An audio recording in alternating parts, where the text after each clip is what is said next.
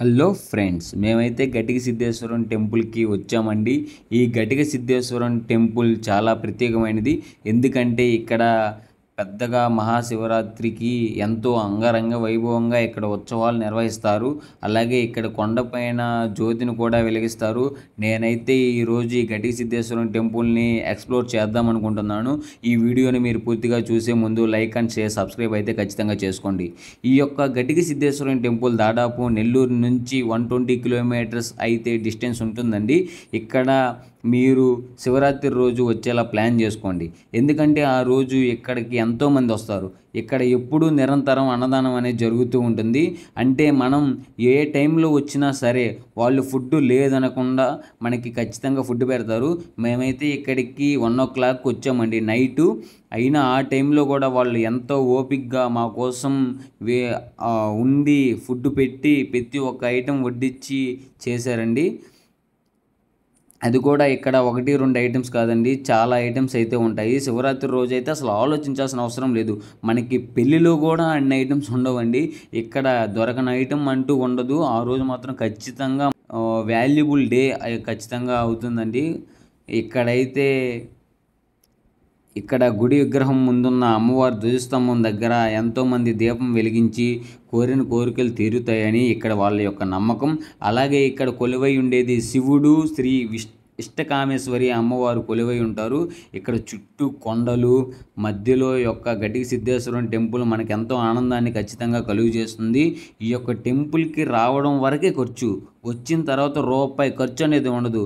ఎందుకంటే food plus fresh అవ్వడానికి మొత్తం ఇక్కడే సౌకర్యాలు ఖచ్చితంగా ఉంటాయండి.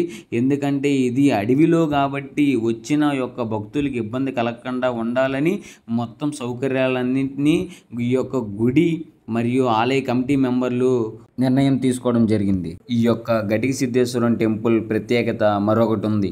అదేంటంటే ఈ యొక్క టెంపుల్ని దర్శనం చేసుకున్న తర్వాత సాయంత్రం 4 నుంచి 6 గంటల సమయంలో జ్యోతి అనేది కొండపైన వెలిగిస్తారు.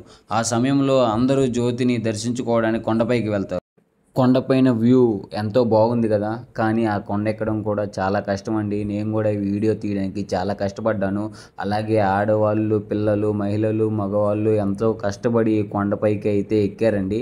ఒకసారి కొండపైన వ్యూ చూడండి, ఎంతో అద్భుతంగా ఉంది కదా. కొండపైన జ్యోతిని వెలిగించే సన్నివేశాన్ని మీరందరూ కూడా చూడండి. नाना गंधैस्तुतम आग्रहे सर्वदेवानां धूपो यमदृक्षतां दोग्माग्रापयामि साध्यं प्रवर्तितं विष्णुं मन्यना योजितं प्रियं प्राण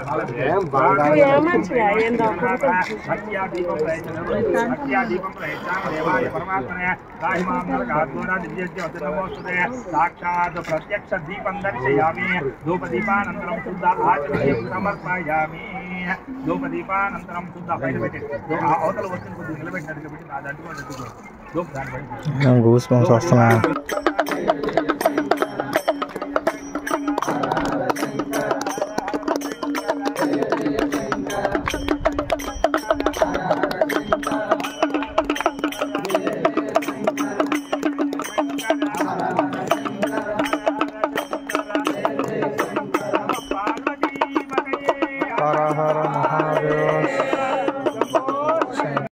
జ్యోతిని దర్శించుకున్న ప్రజలు తర్వాత ఈవినింగ్ స్నాక్స్, ఫుడ్ నిర్వహిస్తారు. అవి కంప్లీట్ అయిన తర్వాత రాత్రి 11 గంటల సమయంలో డ్యాన్స్ ప్రోగ్రామ్ అనేది కండక్ట్ చేస్తారు.